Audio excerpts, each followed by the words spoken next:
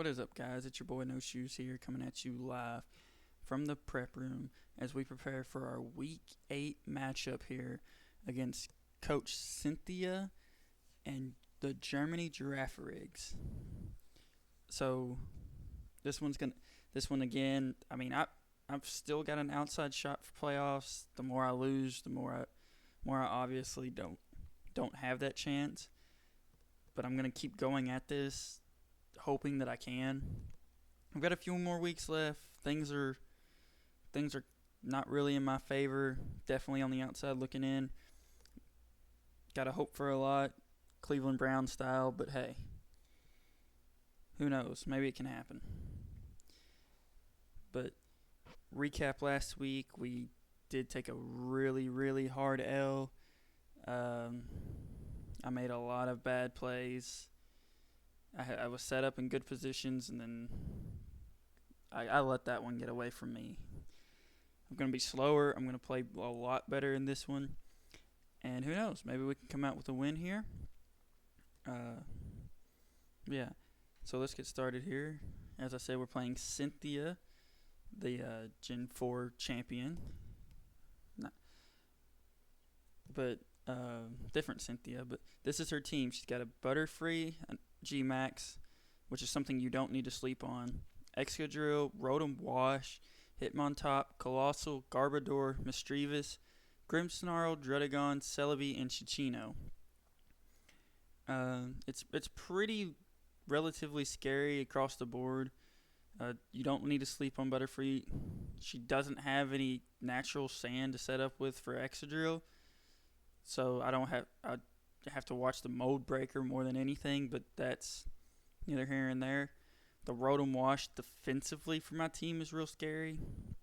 A very defensively bulky defensive Rotom Wash can really cause my team to struggle. Hit my top, it's a good spinner. Colossal is there if I'm not careful with my moves. I could activate Steam Engine, and that's not something that I want to do. Garbodor is there. I've got a couple fairy types. It probably will come. I think it gets some ground coverage too for things like Blaziken. So defensively, it's kind of scary. I don't really see Misdreavus coming. I don't really see Druddigon unless he wants to bring rocks for some reason. She wants to bring rocks. Celebi will be a good bring this week. It's a hit or miss against Blaziken. I think it kind of depends on how scared she is of a Selgor, or something like U-turn kind of thing. U-turn Electros or U-turn Savali.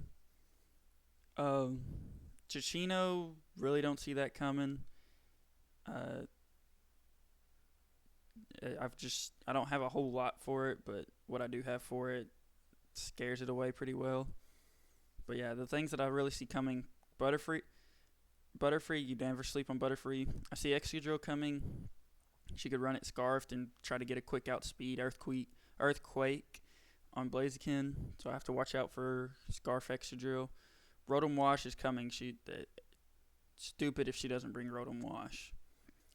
I kind of see Grimmsnarl, and I want to say Celebi and Colossal, but the rest of her team really doesn't make sense outside of those top three. And then the Celebi is probably the most likely coming. But the rest of it doesn't really.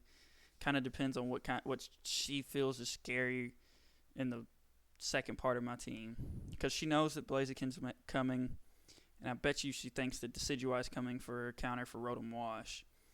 But I think the rest of it kind of depends on if she's more worried about things like a Selgor versus a Azumarill, or Florges versus Crocodile, or if she thinks Golurk might come as a kind of a buffer for Excadrill or something like that, if she thinks Electros is coming and she needs the mold breaker. So this one's kind of hard because she could bring a whole lot based on what she thinks I'm bringing. I'm bringing a lot to kind of cover the team as a whole this week. and we'll get to that. But yeah, her team's really weird matchup against me because she could bring stuff to completely counter the team that I bring. She could bring stuff that doesn't counter it at all.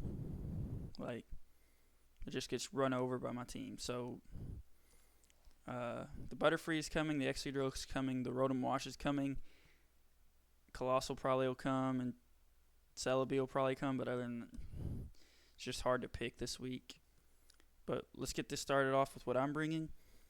First thing that I see is this Butterfree sitting up in front of me, and I know I got to take it out as soon as possible, and Rocky comes in and does just that. Life Orb Rocky comes in, Cell Rock, Drill Run, Stone Edge, Swords Dance. I have enough speed here to outspeed. I forget what I outspeeded. Celebi, I think. I think I have enough speed to outspeed Celebi. Cell Rock's going to do a lot of damage to most of her team. Things like Butterfree and Colossal are both don't like a Cell Rock. And then Drill Run is super effective against Excadrill, super effective against Colossal, against Garbodor. And not a lot wants to take a Stone Edge, especially if I can get that chance to set up and go +2. I'm really worried about Rotom Wash, but I'll try to cover Rotom Wash here. But which is kind of my goal. Like, my goal overall is Rotom Wash is going to be spread too thin, and it's going to keep coming in, and keep taking chip damage, and I don't think she'll have enough for it to stay alive. And that's kind of my plan with this one. Because defensively, once Rotom Wash is dead, I've got something for everything. But that Rotom Wash walls just so much of my team. The next mon that I'm bringing is Soren, our Decidueye. I'm also running Life Orb on this, so that means both my Life Orbs are taken up in the first 2 mons of the team. So, because we do have the item clause here.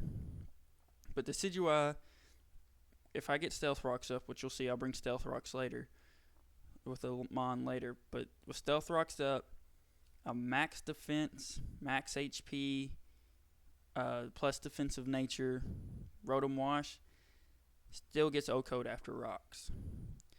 So, with Leaf Blade from Soren.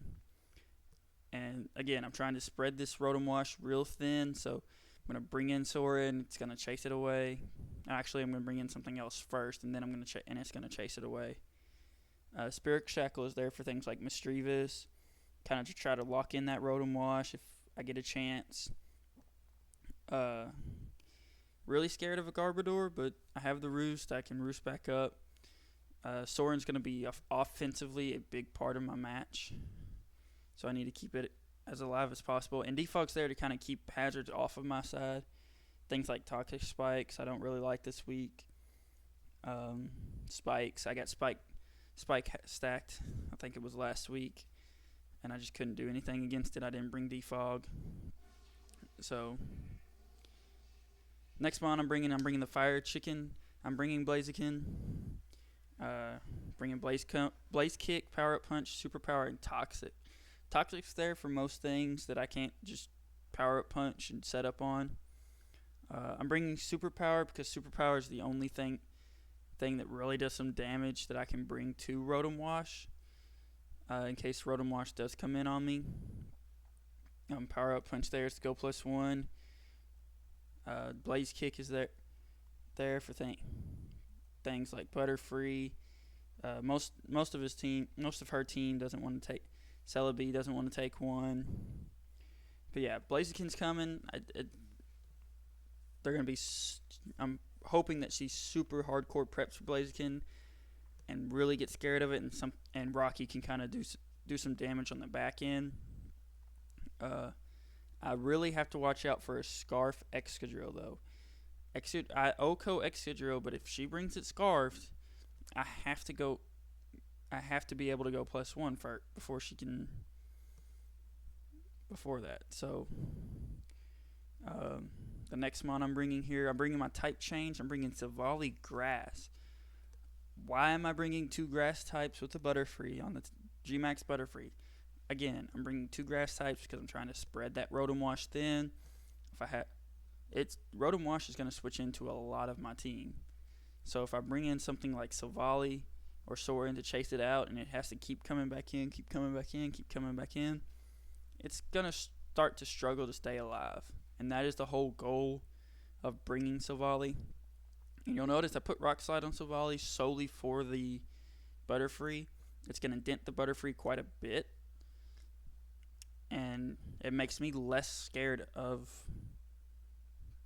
bringing in type change just on the Rotom Wash. I'm probably going to save Soarin for later game, trying to switch into that Rotom Wash and just keep bringing in Savali as much as I can. Kind of see what she has for it. I didn't want to bring Savali Ground because Hydro Pump just OHKOs it. There was a couple other Savalis I thought about bringing, but bringing Grass made too much sense to me. When I talked it over with my front office, that was the first thing they pointed out was I do have 2 grass types, and I know, but I'm just really trying. That Rotom Wash just defensively scares me so much. I'm trying to spread it thin. And speaking of spreading it thin, I'm bringing Tock this week with a Figgy Berry of all things. Bringing the rocks. He's bringing rocks. He's bringing Earthquake, Knockoff, and Crunch. Probably going to lead Tock based on what I see. If I see Druddigon, I'm definitely leading Tock. If I see Hitmontop, I'm probably gonna not lead Tock Croc. I'm probably gonna lead something else, probably like a Blaziken Mega, get him scared off just off the bat. But for the most part, I'm pretty much planning to lead Tock here. Setting up rocks is crucial. A lot of my calculations have been based off of how much rock damage do I need. And then just knockoff pressure is huge. If I can knock off a Scarf Excadrill, Lefty's Rotom Wash, or a Specs Rotom Wash, if I can knock off anything that I can knock off of these mons, is going to be super helpful late game. Berry on Colossal, a Berry on Garbodor. Just things that I see coming. I'm bringing the Figgy Berry. Having the Intimidate, it's really going to help if she does lead Hitmontop. And then last but not least, I'm bringing Azu. I'm bringing Peekaboo. Kind of my basic set here that I like to run. Assault Vest, huge power, max attack, max HP. This will do a lot to her team. Power Up Punch to help increase that attack power. Hit things like Chichino really hard. Butterfree doesn't mind switching into Azumarill, but really hoping she doesn't bring any grass type moves on Butterfree. I don't even know if Butterfree really gets too much. The biggest thing that I gotta worry about, that Colossal is Steam Engine, then I'm gonna give it a free setup. But I do about 70 or 80 to a fully defensive Rotom Wash. Excadrill doesn't want to live a Power Up Punch, Aqua Jet combo. It can't really. It has to switch in. And if I'm gonna click Power Up Punch to begin with, if I see Hitmontop, I'll probably lead Peekaboo just to see what kind of damage what kind of Hitmontop it is. But yeah, that's the squad we're rolling with this week. Don't forget to hit the like button and subscribe to the channel. And we'll see y'all in the match. Have